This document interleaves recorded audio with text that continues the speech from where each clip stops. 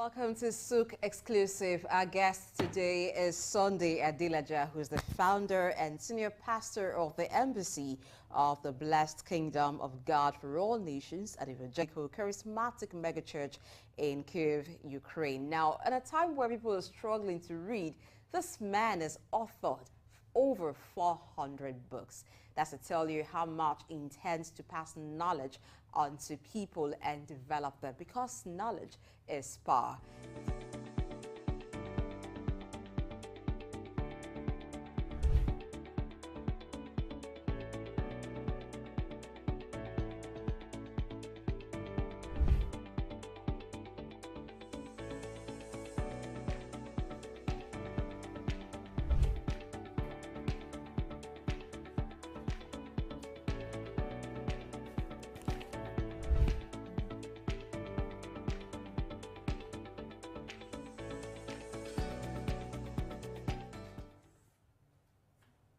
They just gave you a tip of the iceberg. After the report done by GVFNL, the one that talks about policy and value, let's see how this can translate to national prosperity. We had an exclusive interview yesterday with Dr. Sunday Adilaja on Souq Exclusive. So let's have the interview, and that will take us to the end of Early Exchange. Many thanks for watching, but you need to see this interview.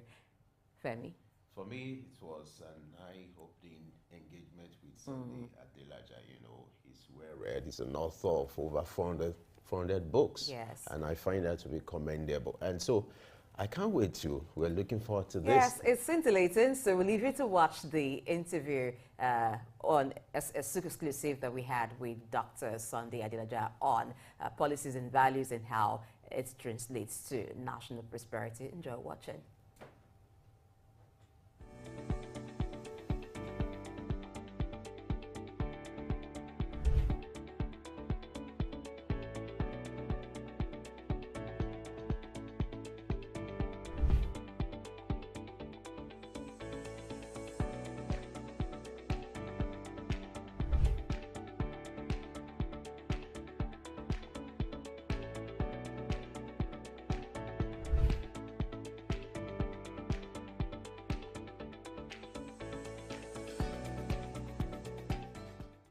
Welcome to Souq Exclusive. Our guest today is Sunday Adilaja, who is the founder and senior pastor of the Embassy of the Blessed Kingdom of God for All Nations, an evangelical charismatic megachurch in Kyiv, Ukraine. Now, at a time where people are struggling to read, this man has authored over 400 books. That's to tell you how much he intends to pass knowledge onto people and develop them, because knowledge is power. Today, let's have Sunday Adilaja as we delve into his word and also the contributions he's made to the word through evangelism and other works that he's been doing. I'm not here alone to explore the word of Sunday Adilaja. Femi Ayodele is also in the studio. He's a journalist, a writer, he authored so many books which have also blessed life and inspired a lot of young people across the world. So we're glad to have him. So let's delve into the discussion. So what informed your decision to leave Nigeria? At what time exactly did you come to the conclusion that you needed to leave Nigeria? How has that impacted your life? Well, I left Nigeria close to, going to about 40 years ago when I was 19. This was in the 80s. And that time, as a young graduate from secondary school, I just finished my WAEC, and I also did JAM. I got admission to the then University of Ife. I guess it's called Obafemi Awolowo University now. But even though I was living less than 2 hours away in Ogun State, I'm from Ogun State, so in a village close to Ijebu-Ode. But can you believe this? I couldn't afford to even get myself a transport fare to go to collect my results from University of Ife, 2 hours away. So we were so poor, even for me to give my WAEC was a problem, where it was a relative that heard that I was not being permitted to the exam hall because I didn't pay for the WAEC form that just, came from nowhere and settled the 50 naira fee that was needed to pay for my exams. Otherwise, I wouldn't have even given the exam. So this was the situation when I was going through newspaper. Those days, you could just go through any newspaper and see advertisements of scholarships. So I was going through, I knew that there were opportunities in newspapers. So I knew that was my only chance. So every time I had an opportunity to lay my hand on newspapers, I would look for scholarships. And voila, I got one advertisement and I applied. And there were a lot of people, applying for this scholarship. For one place, we had 1,000 people. So we had 300,000 applications. They were only going to take 300 students for scholarship. So this is how I got my luck in life. And I got a scholarship to study in the former Soviet Union. Dr. Adelaja, your story has been very inspiring to a lot of young people across the world. I would like you to talk about what do you think is responsible or the secret of your success? You are pastoring at a point in Ukraine before the war broke out, an all-white church, about 90 or 99% all-white. What will you attribute your success to, and what has been the secret over the years? When I was growing up in my village, I used to curse and hate on my grandmother because I didn't know my father. I've never met him. And my mother, I didn't know her till I was a teenager because she had brought me back from her previous husband and dropped me with that mother and remarried. So she was married, and I was growing up with my grandmother. And she used to take me to the bush to get some firewood and then, get it arranged, put it on my head from Idomila, which was my village, to Ijebu-Ode in the morning before going to school. And then after school, the first thing was to go and fetch other set of firewood. And this was in hot sun, scorching sun of Ijebu. And so I used to curse her that, my God, why am I so unlucky in life? And why is life so difficult for me? But when I got to Russia, and my professor told me that I would never speak Russian language because without that, you would not be able to go into the university. You have to learn the Russian language 1 year before you go into the university. And he said, because I came late and I couldn't catch up with the class, he said, you will never speak this language. And I said, no, God will help me. He said, I don't believe in God. I'm an atheist. And I tell you, as your professor, you will never speak this language. If you ever do, I will become a believer. And so I said, okay, what will I do now? And I remembered that my sister had shared with me a scripture that in the book of Deuteronomy 28, verse 13, that says that you shall be the head and not the tail. You shall be first and not last. And I said, okay, so God has given me this promise. So what do I do now? So I vowed to God that I would do my best from today. I will work hard like I never worked hard before.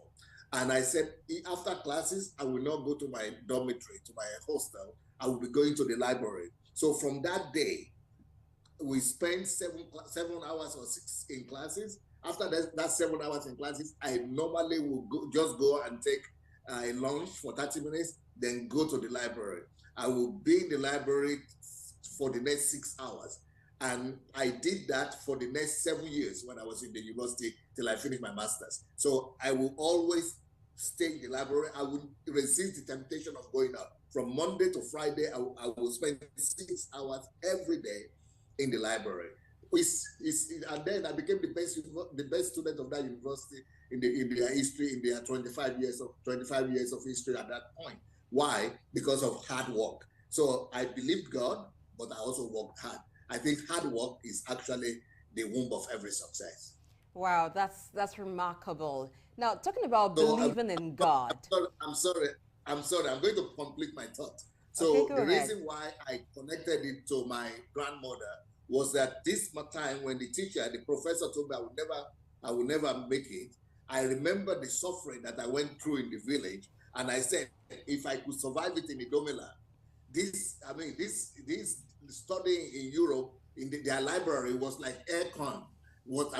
So much comfort I've never seen this kind of comfort, even in the library or classrooms. I said, if I could survive it under the scorching sun of Africa, if I could survive it without 3 square meal, if I could survive it eating only eba and gari in all my life, this one with all this comfort. So I always refer back to my pain. My pain of the past propelled me. I will always remember that pain. And I say, I will never go back to that pain. So that pain that I endured made me to endure the lesser pain. So the greater pain of poverty, the greater pain of depravity that I had back in Africa propelled me to work hard so much that even as much as I worked, it was not as serious as the pain I was going through in Africa. So I think I'm saying that just to encourage my people back out at home who are going through poverty or pain or lack of different things, scarcity, that their pain could be the greatest secret of their success in life. Okay, taking it from there, the concept of time. Now, you looked back to where you were coming from, and that motivated you to push forward to change things about your future. Let's bring it now to Africa. What have we gone through in the past as a continent that Africa is supposed to look back at, leverage that, use it as a motivation to change the fortunes of the future?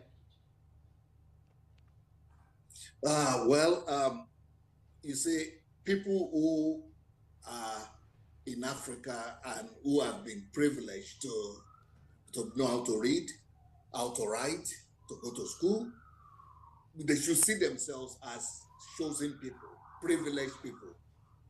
Because in Nigeria, for example, about 50% of our people still cannot read or write.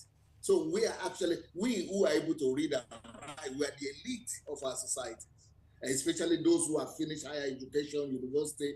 So we have to look at that as an opportunity to become a ladder and a bridge to our less fortunate countrymen and compatriots. So if God has given me opportunity to even be able to read, how am I using that ability to read other than for myself? Could I just organize a class for adult education for people who cannot read or write? Anything we know, we should be sharing it with people who don't know what we know. So if I have any insight in anything, if I have any skill, why don't I use my weekends or my Saturday, my Sunday to gather young people and share the skills that I have? If we will be our brother's keepers, if we will take our time to share whatever we have with people who don't have as much near us, Africa will become a greater place rather than just waiting for the government or the president to come and resolve all our problems for us. Africa records millions of people flocking to religious organizations, religion activities, events, church activities. Yet, our continent or society is still ravaged with corruption, impunity, and all that. Talk to us about the missing links and what can be done to fix them. Why do we have this kind of development in Africa in spite of our religious disposition? Well, one of the greatest problems that we are facing is that we have embraced Christianity as a religion, but not as a way of life. So what we are doing is that we are going to church that's become like a culture for us now. And we go to church, and then when we go to church, we pray to God that God should come and help us resolve our problems. Well, that is why I wrote my book that you people probably have heard about, that only God can save Nigeria. No, what a myth. It's a myth to think that God will come and save Nigeria. I mean, people who don't believe in Christianity, like Saudi Arabia, Arab Emirates, Kuwait, all those are Muslim countries. They didn't wait just praying. In America, England, Germany, France, they didn't wait for God to come and build their countries for them. They used the principles of the Bible, the principles of hard work, the principles of dignity of labor, the principles of integrity, the principles of faithfulness in little, the principles of productivity, principles of process of production. And all those principles are from the Bible. They took those principles and build them as principles to engineer them to build a better society. But what we have done is that we have taught our people to pray and to wait on God to come and do for them what they could do for themselves. It's a tragedy, actually. Religion has become our hindrances, a hurdle in our development. Unfortunately, religion is supposed to propel us, supposed to be our propeller, but it has become a hurdle in the part of our growth. In reference to your book, The Value-Driven Nation, you are the author of that book. Taking a clue from the lessons and some of your submissions as regards the value-driven nation, I would like you to talk about how Nigeria, and by extension Africa, be a value-driven nation, and by extension Africa being a value-driven continent. Very good question. Number one, for us to be value-driven, we must realize that values are cultivated in the homes. So government needs to develop a program, a national program that will encourage parents to teach their children the right value systems. And we have to even give them a list of the values that we want to inculcate into our family, into our children, into our future, into our society as a fabric. That's number one. We must, teach and intentionally encourage parents to inculcate values in their children. Number two, for us to be a value-driven country, we must know that our educational system must not just teach physics and biology and geography. We must begin to teach in our schools values. We must go back to the days where we used to have civic education or ethics. In Europe, they call it ethics. We must begin to teach ethics and begin to, have as a nation, we must have a list of value systems that we want to be the basis of our society and of our country as a whole. It is values that develop nations. And until we come up with those lists of values, I have developed such lists of values. In my book, Nigeria and the Leadership Questions, I enumerated all those values that Nigerians need for development. But also, apart from the schools, apart from educational system, apart from the family, another institution that is responsible for formation of values are the religious organizations. Our pulpits are responsible either for, for propagating the right values or the wrong values. There are some mosques, for example, where people are in other parts of the world, where people have used pulpit to propagate jihad. And see what people are doing. People began to go and kill themselves, and others. That is the power of pulpit. But if we are going to use that same pulpit to propagate the right values, we will be able to build a wonderful country, just like the Europeans did. In Europe, it is what they call the Protestant ethics that are responsible for the European or modern civilization that we are enjoying today. The Protestants, people like Martin Luther, people like all the other reformers, they embraced values of the Bible and brought them out of the four walls of the church and propagated them in the society as a whole. And those values that are called Protestant values are responsible for what the Europe that we see today. Okay, we live in a time where there is so much external influence. First of all, there is the influence of the Western practice, Western culture on the African culture, and then the exposure to other way of life through social media. So how can Africa handle this? How can homes, schools, and even government handle this to shape the values of Africans to one that's encouraging certain virtues that will result to nation building, or by extension, the building of Africa?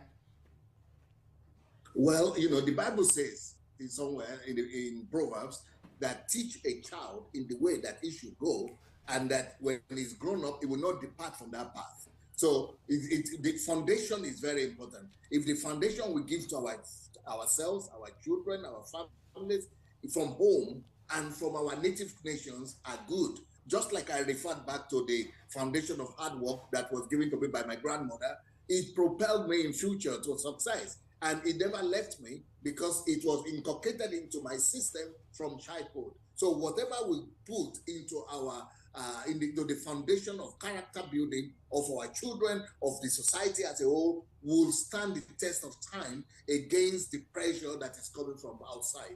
But also, some of the values that are coming from outside are not negative always. Some of them are positive. So we should also learn to derive from the developed countries what are some of these principles that have helped them to grow and to become so developed, so that we will be able to embrace some of those as well. As a social reformer, an author of many books, and someone who has traveled across the globe, I would like you to do a comparison of the value system in Africa to that of Europe and other continents, and what, because you talked about the value system, I would like you to do a comparison and let's see what Africa can do better. Okay, for example, let me say that is a very good question, and I think this illustration will help me to pass my message across. The Bible says that righteousness or doing things right exalts a nation.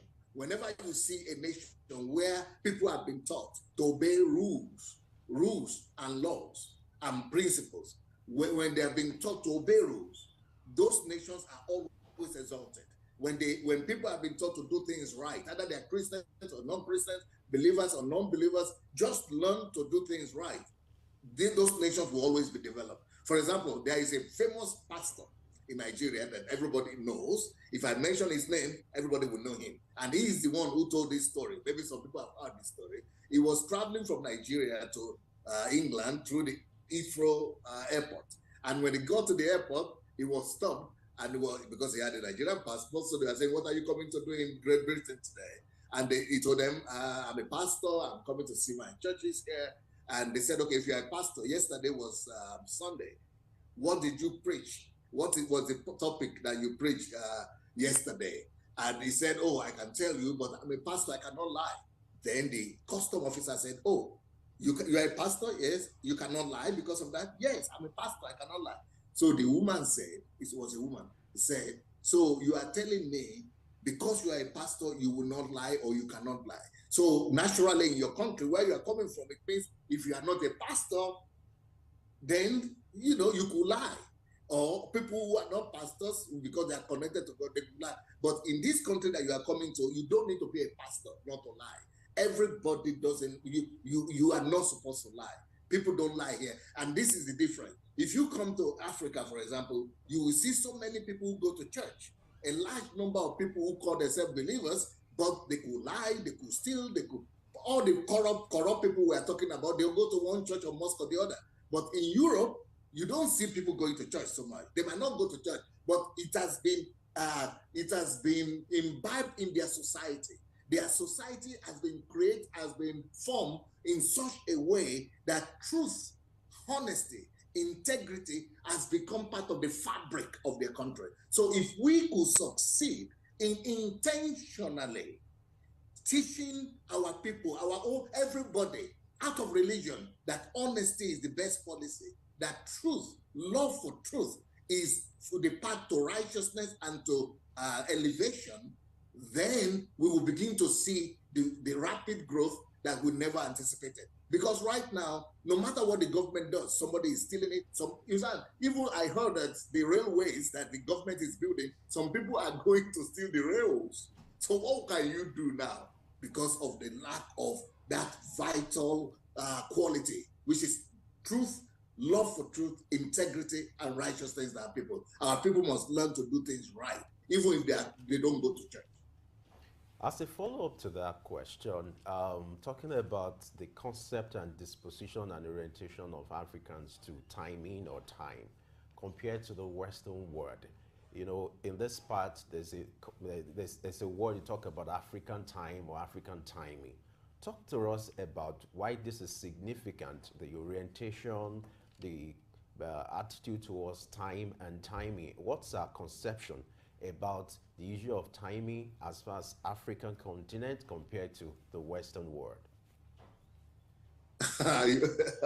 You are so, either you've read some of my books or something, because this question you are asking, I wrote a whole book about it, and it's called how to make every African country a first world country. And in that book, I made calculations of how Nigeria's GDP could be doubled or tripled just by doing one thing, by abiding by time. Because, for example, if you take one person, let's say an average worker is making $10 an hour, just as an example, I don't know what they're making, let's say $10 an hour. And we averagely in Nigeria, everybody comes late to everywhere, at least maybe 1 hour. 1 hour goes late, 1 hour to school, goes late, 1 hour to work, goes within the whole day, 24 hours a day, our people could wait 3 hours just coming late. Now multiply that 3 hours by if 3 hours is $10, just make it it means $30 in a day, $30 into 26 days in a month, and then multiply that by 275 days in a year. You know, by the time I made all the calculations, the Nigeria economy, just by dealing with lateness alone, could be a $1 trillion economy.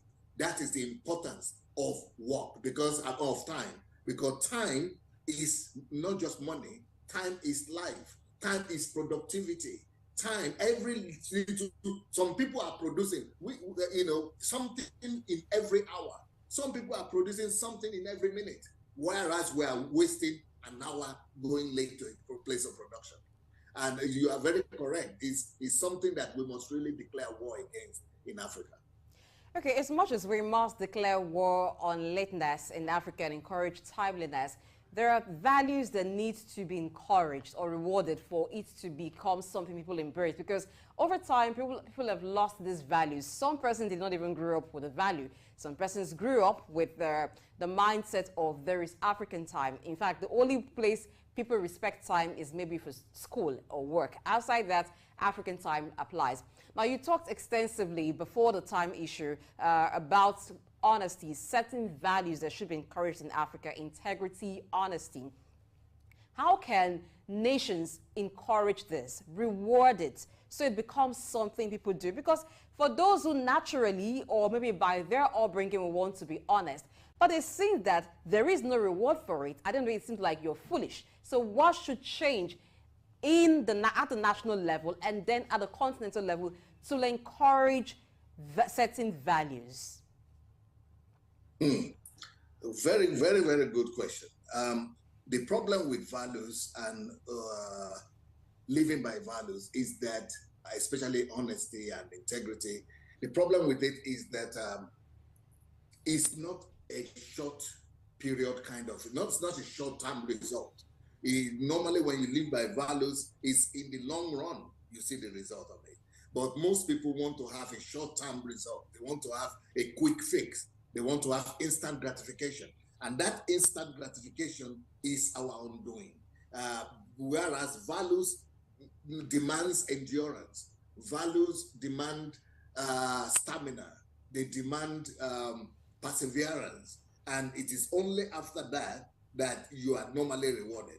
But really, at the end of the day, you know, if you are my customer and you come to buy things from me, I always sell it for you higher than the normal price, or I normally reduce something, take from it, and you get a smaller weight instead of the original weight. One day, that deception will come back to bite me, because you will realize that I've been deceiving you. And once you realize, once the truth comes out, you will tell your friends, I will not just lose you, I will lose all your family members, I will lose all the people you know, who you will tell that I'm a shit. So in that case, on the other hand, I've been a person of integrity. I've always been doing, selling things at the right price. I've always been giving you the right weight. I've always been, then you will say, okay, go to that other person, because that other shop is where the person is a man of integrity. It never cheats. So it takes time for integrity to play out. But at the end of the day, people who live by any other values other than the value of honesty, integrity, and truth, they always lose out. But if there is no quick fix to it. It takes perseverance, and the only way to make people to embrace this is to teach it and enforce it from childhood. For example, another problem in Nigeria is that no matter the offense, people always find a way to look to avoid punishment. So this is a big problem. I will tell you a story, a small problem that will help me to communicate this my lesson. When I was a student in Russia, I went to Germany on holiday, and then we, in Nigeria, we never obey the traffic light. So I saw that it was red. The traffic light was red, but I and my friend were thinking, but there's no car now, no car here, no car to the right, no car to the left. We just say, okay, let's cross. From nowhere, we saw police come and stop us. And where they come from? We didn't see them. Anyway, they told us we have to pay 10 euros. It used to be mark in those days. Let's say euro. 10 euro penalty. So we said, oh, sorry, because in Nigeria, we're used to the fact that, I'm sorry for that, it's ambulance passing by. So we're used to the fact that if you offend in something, just beg the authority and they will pity you. They will have mercy. So we say, oh, please, please, please. We are students. We are from Russia. We don't have 10 euros. They said, no, pay now. We said, no, please. Can we pay? Oh, please forgive us. They said, okay, 20 euros. We said, 20 euros, but please, now, no, we don't have, please, for the 30 euros. No, 40 euros. No, 40 euros. 50 euro. If you talk again, it will keep on going. That is how we ended up paying 50 euro issue. From saying we don't have to, because they have a system that enforces the right things, enforces righteousness, that upholds justice, equity, and uprightness. So, but in Nigeria, even if somebody would have come, other people would say, oh, pity him now, oh, leave him alone now. The parents will come and say, oh, let him go. Even recently, some members of parliament will be coming to intercede for the person who is doing the wrong thing. Ministers will be calling to say, so we have a whole means of bypassing the law, of bypassing what is right, until we begin to enforce righteousness by force. Just like when you go to Singapore. In Singapore, everything attracts penalty. So penalty must be established for things to work in our country. All right, Dr. Adelaja, the conversation with Dr. Adelaja still continues, but we'll go on a short break now. When we return, we'll have more conversation with our special guest. Stay with us.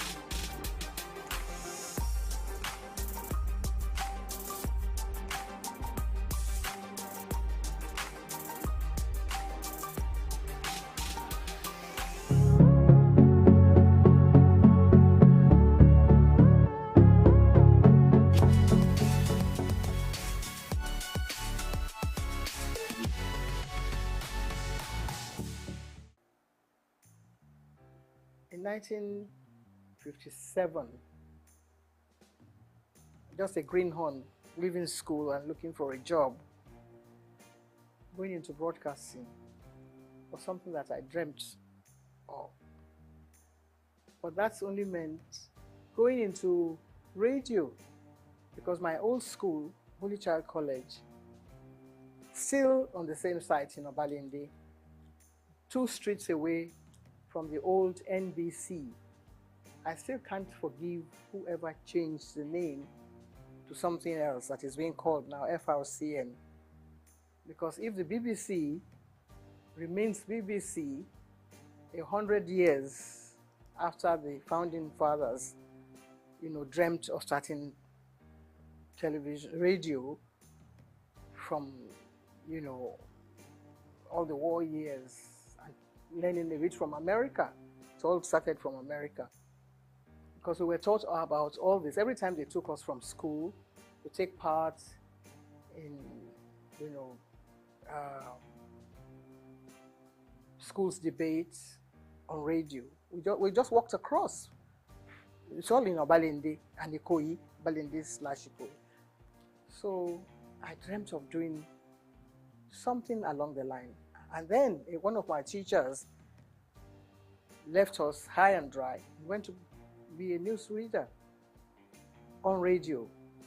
Marie Tabio, who later became Mrs. Irikefe. Then we had people like Tung Adedoyin and Souq. We used to listen to them on radio on the old, you wouldn't know anything about that now, the rediffusion. It was just, you know, a little box in your home, and everybody looked forward to either listening to the 7 o'clock news in the morning or 6 o'clock or 7 in the evening. So that was all really all I had to do with broadcasting. And who was going to take me there was another matter altogether. Who would take you, little 16, 17-year-old girl, into broadcasting? But one had been bitten by the bug then. So, and only God knows where whatever dream you had was going to lead to. We read poetry, we did radio show, stage shows in school. Catholic schools were very good for that. And my old school, just celebrating 150 years of its existence, just down the road from here on Broad Street. The nuns, they were all white nuns. No Nigerian nuns at the time that we were growing up. So all the dream they had, this kind of dream that we have now, going to England, but they were coming here to teach us. So I had learnt a lot of poetry, I had taken part in Festival of Arts, and I had gone to, the biggest hall we had then was at King's College, which was also down the road. Means of transportation was your SS foot. No BRT, no bicycles or whatever. So we did it all just walking around and learning from our teachers. And of course, our mentors were the nuns, like I said. So in my wildest dream, there was no way that I was thinking of going into anything like broadcasting. That is going back to to answer your question. But they had a lot of plans for the girl child. And not along the religious lines now. But actually, they came to actually engender this whole idea of pushing the girl child forward. And not just me, a lot of us. People like Mrs. Francesca Emmanuel, they also went through the whole gamut of all this dream that I'm talking about. Television itself was brand new in the world. I have to talk about radio because that was what I knew as a child. But television, when it started, we didn't even know. Maybe in America, and then it went to Australia, and then to France. No. France came after Nigeria. You wouldn't believe that, would you? That we were number 6. America, Britain, Germany, Australia, one other country, and coming now home to Nigeria, where you cannot help but give a lot of credit to the dreams of people like late Chief Obafemi Awolowo and one of his ministers then, Chief Anthony Enahoro. So that's how I believe this whole package was placed on their laps and sold to Nigeria, to the Western Nigeria government. On the radar were lots of other people like me who had dreams about becoming Miss Nigeria. So maybe that will now give you a little background about how I took part in the Miss Nigeria pageant, Western Nigeria, and I became Miss Western Nigeria. Somebody must have fine-tuned some little knots somewhere and said, okay, you probably might be able to deliver. Because you are being interviewed when you go before the panel of judges. And somebody must have said, okay, that's a good material, you can come and take part in this. Before then, we had other people, Anike Agbaje Williams, Oliola Sokwe, who were working on radio. My dream was to work in radio, but then I missed that. And I was nursing, that dream of still going to radio. Never knew what television was all about. So maybe that answers your question, I'm not sure. But I took part in the Miss Western Nigeria pageant and I won. Took part in the Miss Nigeria contest and came second. So that meant that I didn't win. And if one of the, maybe the prize was to go on TV, it wasn't even there. It wasn't written into the, program that whoever did this, but the person was going to go to England. And so Helena Yemeluna, who won that contest, went to London and fulfilled her own dream. But I was still biting my nails, waiting for when I'll be able to get a job. There were other things that girls could do. You could be a nurse, you could be a teacher, you could be an assistant, a dental assistant. All those were things that young ladies, can, fulfill their dreams along those lines. They're still there. You still have young ladies. Mrs. Muritala Muhammad, the first time I met her, she was a dental assistant. Little did we know that her husband was going to be the head of state and she would be first. So you see, lots of things were there for the young girl who wanted to learn, who had the talent, and who wanted to perform, and who wanted to work hard. But now I don't know if girls want to work hard. All they want is, the table to be set, and then they come and, partake of whatever is there. It wasn't too difficult at the time that I was picked as one of the people to come and appear in WNTV. The audition was actually carried out before my time. I got involved in so many other things, trying to get a job, something to secure, something, to alleviate poverty. There was not too much poverty in Nigeria at the time because people could still eke a living for themselves and, get by in society. But I was lucky that I had an aunt who was a nurse in the hospital in Ibadan, UCH in Ibadan. And she was married to an Englishman, and the man's friend happened to have been the man, Mr. Mathers, who was brought as one of the technical partners to WNTV. So we met at a dinner party, and just as you and I are chatting, I was only 18 plus. I was 17 when I took part in the pageant. So by this time I was growing up, and I thought I was a big girl. So I opened my mouth and I said a few things. And the man looked at me and said, "How come you are not speaking with a Nigerian accent?" And I didn't know what he meant because we were taught at St. Mary's to deliver whatever lines we were given to deliver. The Festival of Arts, I came second after an English boy from Corona School. And I was given a beating for coming second. Not because I didn't perform well, but because I forgot to curtsy. And one of the judges, I think, who was then Mrs. Abayomi, Lady Abayomi, said that I delivered my lines very well. So I was the Lord of Tartary. I would do this and that and the other. And so I came second. And when I got back to the school, the nun, Sister Marieta, said, "You were not paying attention." So whatever you do in life, you have to be consistent. You have to perform well. The way we're trying to do now, the way we're trying to project your voice and whatever it is you have to offer with a lot of humility, not trying to show off or to project your own image of Whatever message you had to deliver, you had to make sure that it is well delivered.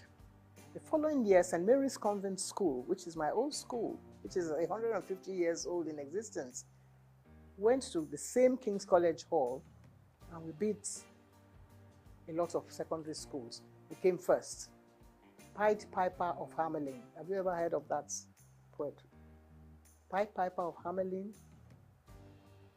was about someone who wanted to get rid of all the rats in Europe, and all he did was to play the pipe. So that is what we were more or less doing. That's what you and I are being a Pied Piper, trying to get off all the ills in society. That's the main job of a broadcaster.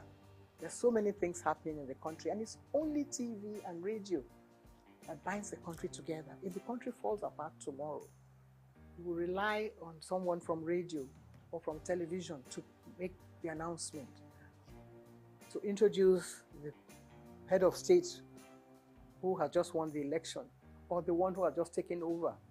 It's a huge responsibility. At that age, at 19, we had to introduce people like Chief Obafemi Awolowo on TV. We had to introduce people like Akintola, Oladoke Akintola, as the premier. And when everything broke down and it all went into smithereens, they brought in Chief Majekodunmi as the administrator of the Western region. All this happening before our eyes. There were no other stations in the country except WNTV. And we were there, so we learned quite a lot. In fact, I believe that the whole country revolves around broadcasting. And if you are part of that organization, how would you feel at my age, at 80-something? As young people, perhaps you don't know all this history that I'm telling you about. It's a long, long story. But when you sit down, you have to put it all into perspective. You see that, well, some people are actually meant to be in different positions. Some people are meant to be doctors. Some people are meant to be nurses. But those of us that are in broadcasting, it's a huge responsibility. It's a passion. Something.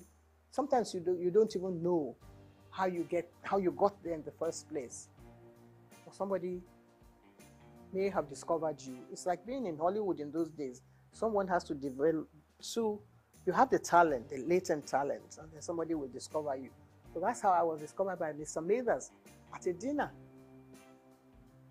I was put in that place because I had won the Miss Western Nigeria contest. If I hadn't done that, I probably would be somewhere in the kitchen washing plates, washing all the dishes. So there you are, if that answers your question.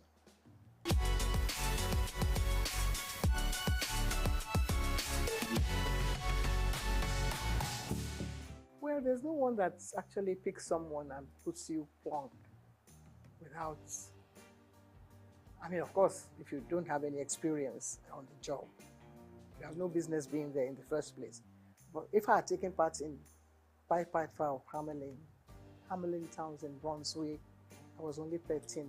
By famous Hanover City, I was speaking like an English person. When I was only a Nigerian, little girl, being nurtured, by my mother, who was a seamstress. How would you ever get there? But you already have that background, that solid background on the rock, as it were. So, by the time I was ready to go on TV, I had learned from all the other, people that I mentioned their names earlier, like Anike Agbaje Williams. And I wouldn't say it was easy, because you always have that, butterfly fluttering in front of the camera or wherever.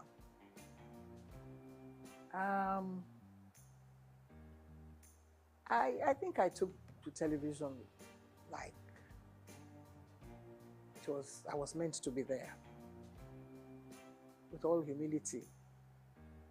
if I had been groomed by all these nuns that I have mentioned their names, they came to Nigeria to serve the people.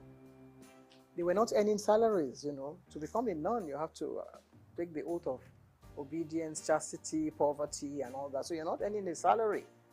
But whoever is there now is thinking of how much money he's going to get from whatever take comes from here, there, and yonder. So they taught us well. And nobody said you're going to go and appear on TV or you're going to be on radio. But just do what you're meant to do properly. It's a lot of sense of responsibility and diligence. And that stands at the back of your mind. That goes everywhere with you, wherever you go in life. Even when I was nursing a sick child, my late son was a sick child. And I was meant to take part in Verdict 79 with my colleagues Kerry Ahmed and Adamu Augi. They all came with me to the hospital, which is just next door here. And then we came back and mounted the podium and continued our business as if nothing was happening.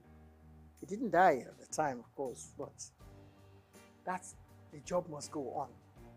That is always there at the back of your mind. So my first night, I wouldn't say that I didn't have any jitters, that I was not nervous. But I was able to deliver, and I think that was the staying power. That was what kept me going, because other people came on board. I was not the only one. All the members of the board had their own, little nephews and nieces that they wanted to project on TV. They all came and they couldn't make it. But Anike and I kept going. And if you gave me a script now, I think I would try and... We didn't have too many, what do you call it then, teleprompters. Well, I was very good at, I had a photographic memory. So I was able to get hold of the script, and in less than 60 seconds, I'll be able to deliver it straight to the camera. That was one of the assets that I had also, which was God's gift.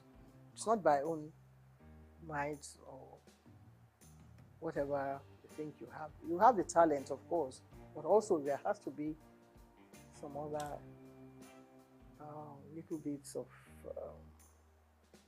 gifts that will help you to project the image of a professional.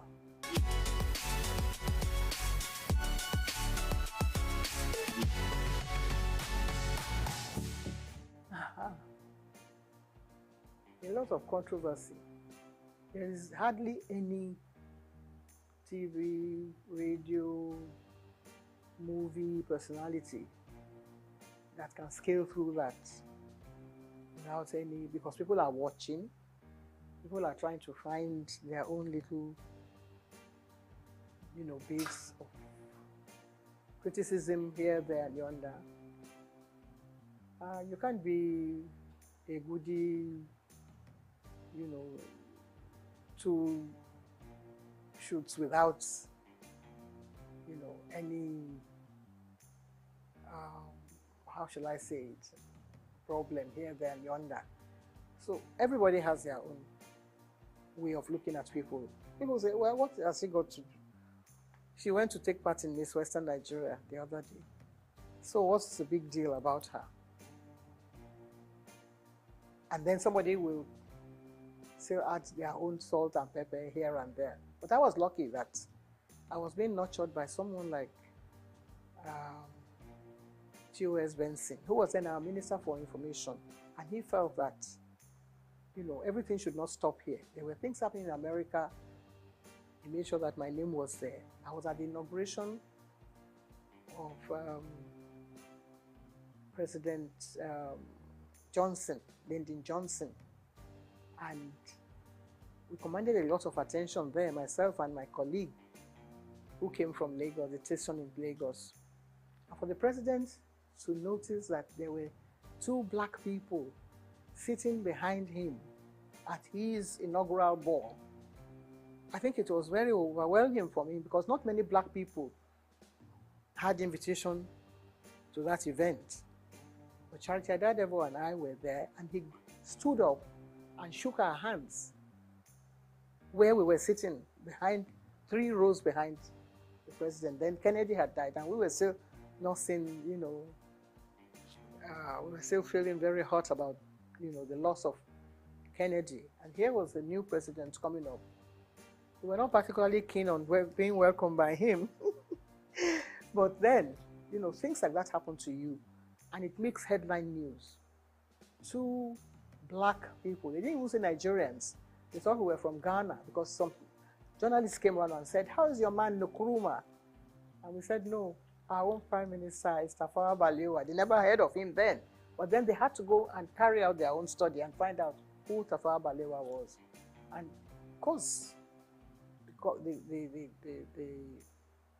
whole country was very proud of us that we went actually stole the show at the inauguration of President Lyndon Johnson. So many other things happened. When I came to London, the British Information Office, they were trying to look for someone to host their program.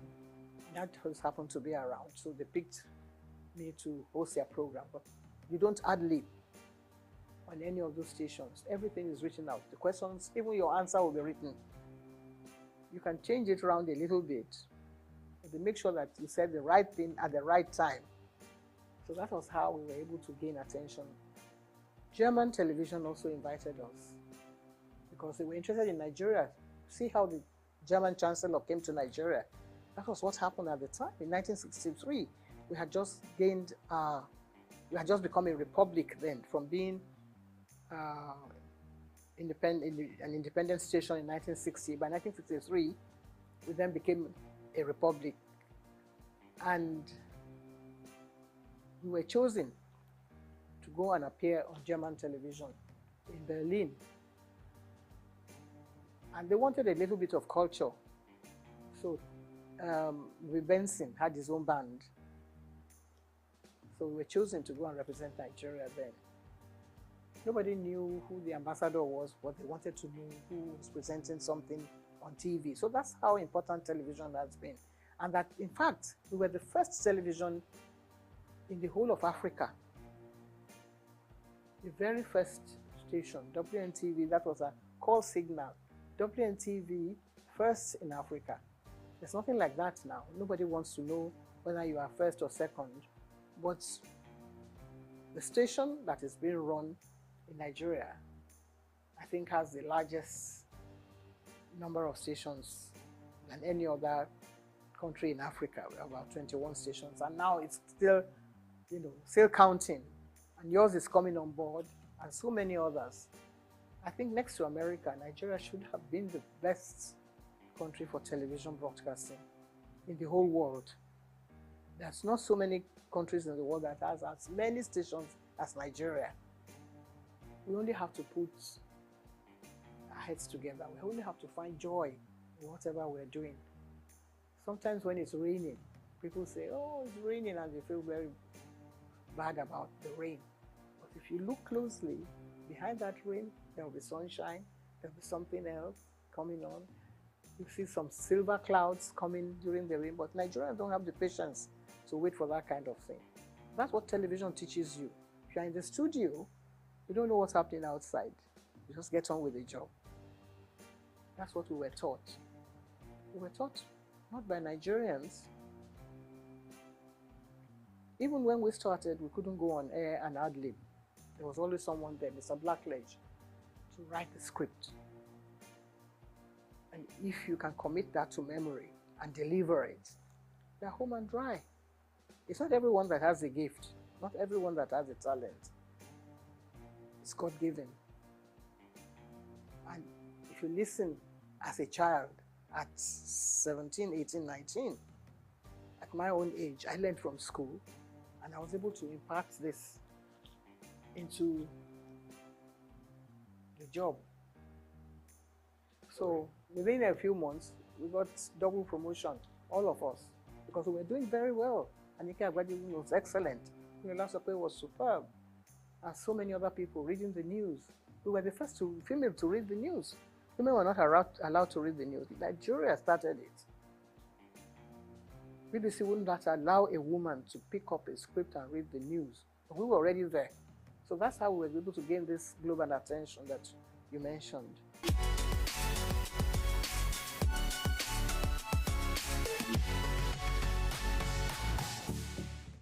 It's not easy. It's not easy. Like I said, when we were taught by, not by Nigerians. But somebody came along the line and said, we don't have to speak like English people. You can just carry on and use your own parochial background. If you are a Robo man, you can speak English the way you like. That was his own idea. Because he didn't believe in us doing all this la-di-da and trying to, say things the proper way. But that watered down the standards a bit. Because then everybody, maybe he had a relation who wanted to appear on TV, and he wasn't allowed to because he couldn't speak like Ikenanda Goba or Bodelalade and things like that, or Friday Fude or Mike Nahuru. So somebody must have gone to him and said, because he doesn't speak like any of those people who were taught by, foreign teachers, people who had learned, people who knew what a DJ, we had a Bible then, that you had to pronounce your words correctly. So he came and said, now that I'm DG, I'm not going to tolerate all this, your English way of speaking. And some other people, of course, that watered down the standards. That's not our making. We were still ready to continue the way we were doing, but then they pushed us to the background. But there were others who were able to perform well. Ruth Benamesia, Opia, Siene Oweba, and of course Bimbo Oloyede, who was born in England. If you already employed those people to deliver the goods and to present your programs, you're not going to sack all of them because they speak with English accent. I don't see how that can be an offense. Cannot be, guilty of speaking English well, like the English people. But they then brought out other people. And you had the head of presentation. I became head of the presentation after I came under Buba. And you're trying to prepare your roster. You wanted to put such people online to read the network news. They say, okay, bring somebody who can speak like the Radije Didu and do a little bit of Ewe on the side. It's part of our culture. So that is what is happening to TV broadcasting in Nigeria. It's all very interesting. So, this cultural milieu and bringing, a touch of Nigeria. Nigeria is doing well. In that aspect, in the music world, I think we're leading. Some of us who grew up on Handel's Messiah and Mozart, we have to sort of put our hands behind our back now and watch, all the way things have turned around. And Nigerian music is doing well. Afrobeat is reigning everywhere in the world. So really you can't find faults with that. So when they watch a bit of Fela and his children and all his grandchildren doing well, then listen to the channels on TV, you have to take what you get from there as well.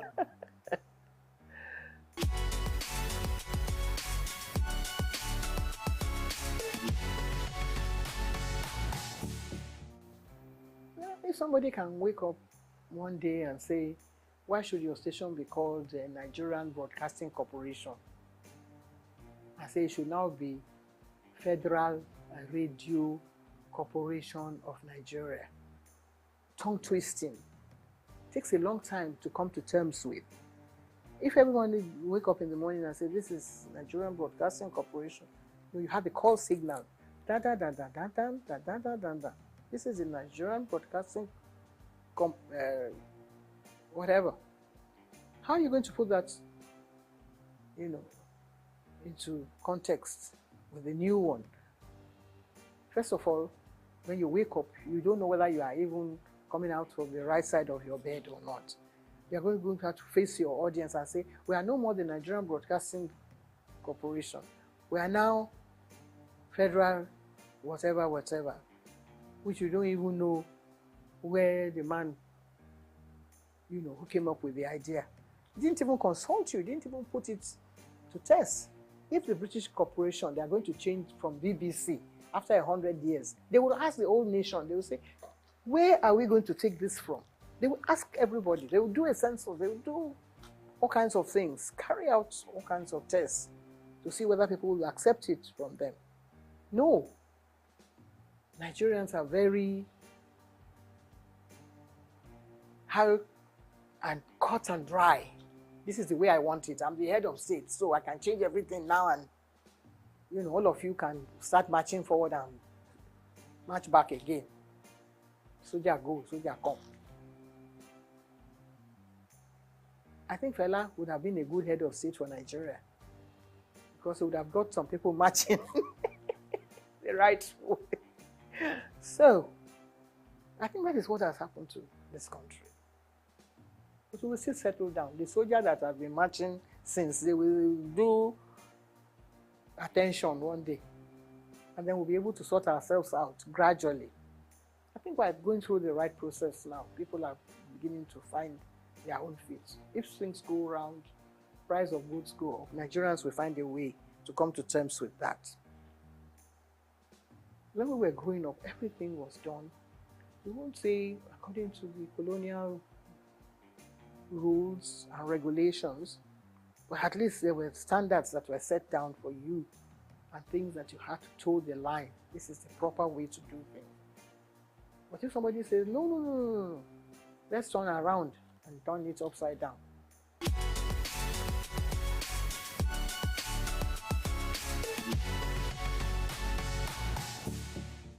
First attack. The only thing that has happened to the whole world from Nigeria, that shook the whole world, that brought everybody attention to see what Africa has to offer the whole world. It happened here on this soil in Nigeria. I was a member of the ceremonial committee. I remember the opening ceremony. There were about 15 heads of state. We've never had anything like that since then. That is what we should ask ourselves. Every head of state that takes over from Nigeria should find out again. It's not from broadcasting that you can get the answer. You can get the answer from technocrats who had worked in all those areas. What happened? How come it couldn't happen again? It's like Armageddon. Every country was represented. Every culture was represented.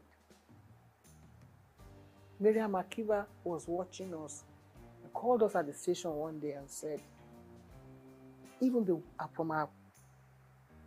way we linked programs, they couldn't expect that it could be happening in Nigeria. We received phone calls. People were sending us bottles of champagne on the air. The links. Bimbo Oloyede was there with me. I was at the opening ceremony. I was yanked from there to come back to the station. From, interacting with the head of state or with our head of state at the time, to come and man the station, because it was phenomenal. How come we've not been able to do it? 77 years, how long ago was that? I was only 37 years old then. I'm going on 90 now. It hasn't happened again. We should examine that. Even the head of state that was there is still alive. Let us ask him again. Let us put him down and say, Oga, please explain to us what happened. Some people came up with a theory that the symbol that was used was fetish. That is what has happened and Nigeria has turned upside down. If that is acceptable. It may be superstitious in your eyes, but let us find out. Let's go call the Babalawo. Is it bad that it is a Nigerian that carved this image? And it is making news outside the world. Now you say, no, it is not good that Nigeria should be able to project an image that would attract the whole world, something that will bring everybody on their knees. After the first attack, we were still recovering, just bathing in the glory of first attack. What's this artist, the blind one, who was not part of it, who didn't believe in it, came and had his own first act all on his own from America. Stevie Wonder, he came with his whole team. We had to mount all the cameras back in the studio for him. He had his own 7-day festival here in Nigeria. What prompted him to do that? Other people came. They wanted to know what was happening in Nigeria. What has happened? We couldn't have another festival since then. What do you think went wrong? Nothing went wrong. Everything went so well that people wanted to destroy our own Nigerian people, wanted to destroy the glory that's this whole thing that's emanated from it. It hit the whole world. People are asking, when you go to Britain, you say, what happened? Why aren't you having? I had a friend who was head of the, he was from the British Guyana, a black guy. He was friends with everybody. He knew all Nigerians. Said, what happened? Why are you going to have another festa? Professor Ian Hall, he keeps asking me. Even if we can't have it because it was very expensive anyway, Nigeria had all the money. Even though we had a coup after, you know, it was first of all the brainchild of Gawan, and then Muritala came on board. Muritala was killed, but in spite of that, they couldn't kill that dream of having a festa in Nigeria. If we are able to bring out all those programs again, I think we'll be able to answer those questions. I'm still alive. There are a lot of people who will still want to know the answer to that. It's a very, very brilliant question that you have asked. I think if it was another country, we'll set up an inquiry and say, what happened? Can we resuscitate this whole dream? Some of the tapes that we had then in WNTV, some people put them in one place and set fire to them because they felt maybe somebody in their religious organization said, you are the one projecting all these things, so Nigerians are bringing idols around. Who gave them the idea to make the idol? It's God now. It's from God. Whatever thing you were able to put together. The Bible was put together because God loved the world so much, and He wanted us to learn about, things that had gone out from the time of Adam and Eve. God loved the whole world and created Muhammad and said, put people together and let them say Allah Akbar every day, morning, noon, night. God created so many wonderful things for us, so many images that we can imbibe from, so many things that we can learn from. People want to come and learn about our country. Instead, we say, we want our sculptures back. What are you going to do with them? You don't have a museum where you're going to put them to make them thrive and people come here to Nigeria. It's a good idea for them to come, but if they learn about your country, what your people have done over the past 2,000 years. 2,000 years of Nigeria image was put together by the BBC. Nigeria went and tore it up in shreds. They tore it up. Said, what are you doing with that? What you call bad belly. I don't know if anybody sang a song with that title. If we maybe start from there and say, what do you do with your own bad belly?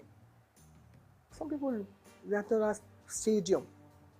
There is no theatre in England, in London, that I know, that I've gone to watch plays and things that have not been in existence for over 500 years. So many studios. We have one big one, the dream of Nigerians. And now we want to go and do banking there. We want to go and do trade. supposed to be for culture, for our own culture. Lagos State will be dragging federal government by the neck and say, no, we own the theater now, and we want somebody to come and do something there.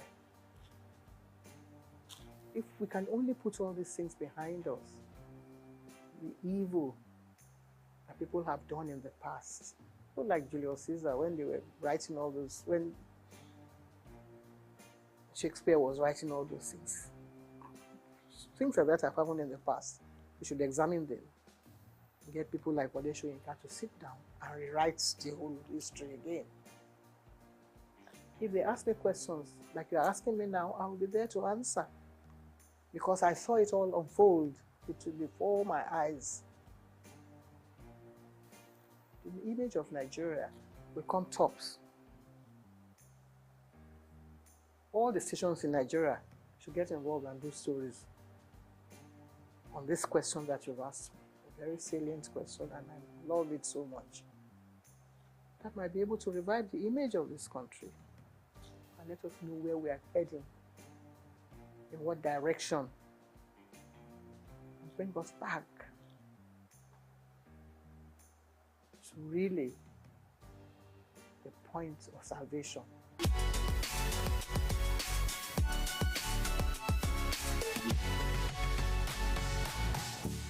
Well,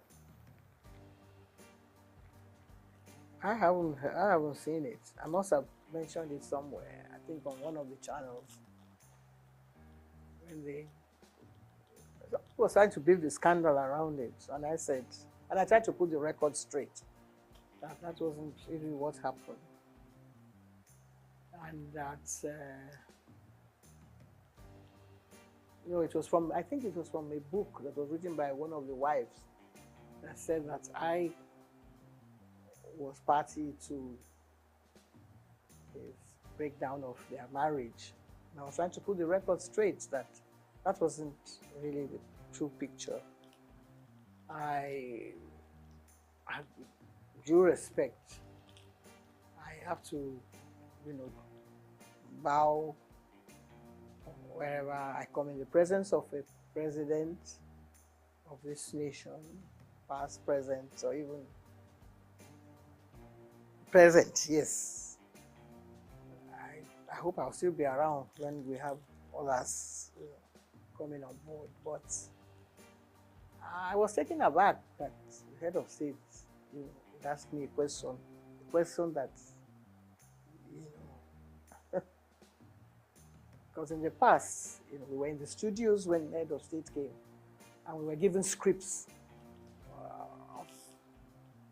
If there had been, there had been several coups, and it's always the presenter or the station like that, the managers that take the brunt of the whole, issue when things like that happen. You don't know who's coming. You don't know how many jeeps are going to be coming in. You don't know how many, what you call their, all those heavy equipment that they drive in as they are coming into the studio. You don't know where they are going to shoot the station down. Nobody knows that. It's only the people who have worked during that period that can relay those experiences. Sometimes you're at work in the morning, by the time you come back in the afternoon, the government has changed. And if you haven't got maybe your ID card, you won't be allowed into the station, or somebody can throw you in or into jail. So all this had happened in the past. Nobody has told any of these stories. People like Segun Lushola or Dr. Kolade. Somebody might come and say, so has happened. I was driving my former husband to work in the morning. I dropped him at the station. By the time I reached home, there had been a coup. Murtala had been killed. And they were under siege, the whole station. Just imagine that kind of scenario. Things like that had happened in the past. But Nigerians don't have that sense of history that wants to sit down and say, well, we want to ensure that it doesn't happen again. Of course, we'll pray that it doesn't happen again. And you wake up in the morning and somebody is announcing something else, different from what you have. A colleague of ours had been, pushed into something that he wasn't aware of. Those are kind of situations that have happened in the past. But this one, we were all dressed in ceremonial costume and trying to, I was the only one that was asked to stay in the presidential, what do you call it, special area that is demarcated for head of states on issues like that. And all of a sudden, the president is following me all about. And I said, this is getting too close for comfort.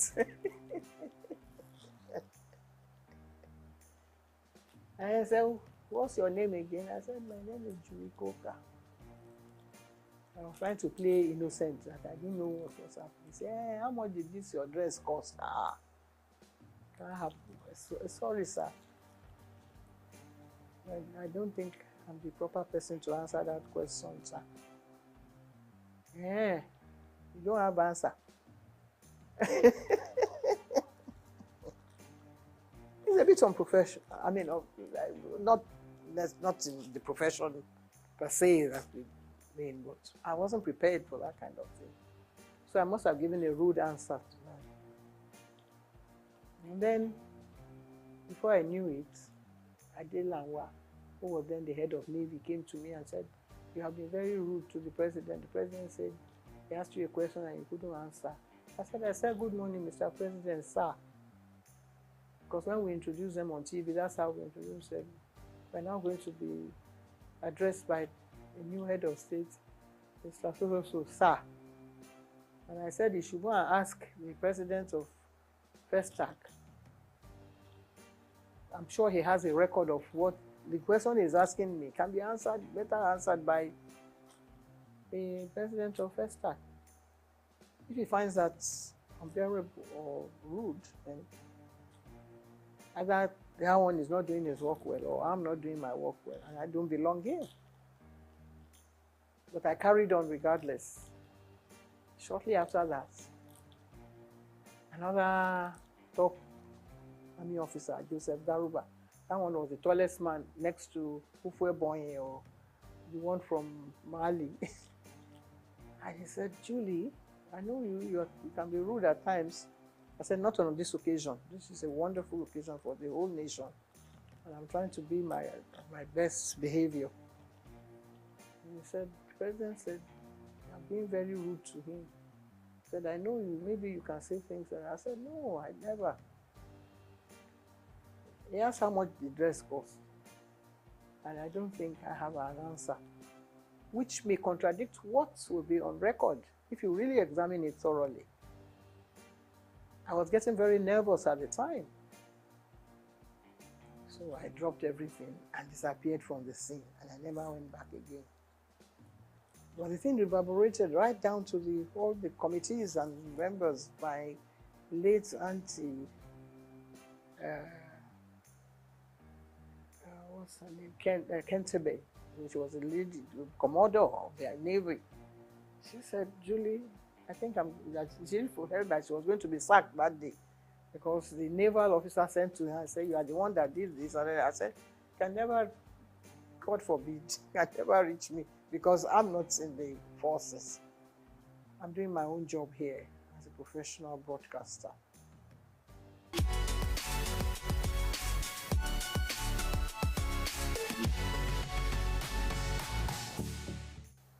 Well, I think it has reached a stage now where whatever you say might be taken against you because there are so many people going to court now and people sent to jail, but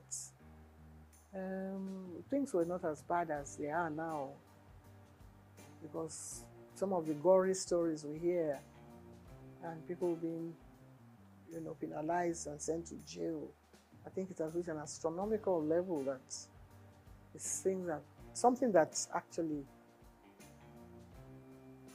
maybe it was there and people did not want to open the canker worms and let us see what is really happening. In my own case, it was a deliberate attempt on the part of an aunt of mine who felt that there's no child that should continue going to school at a certain age.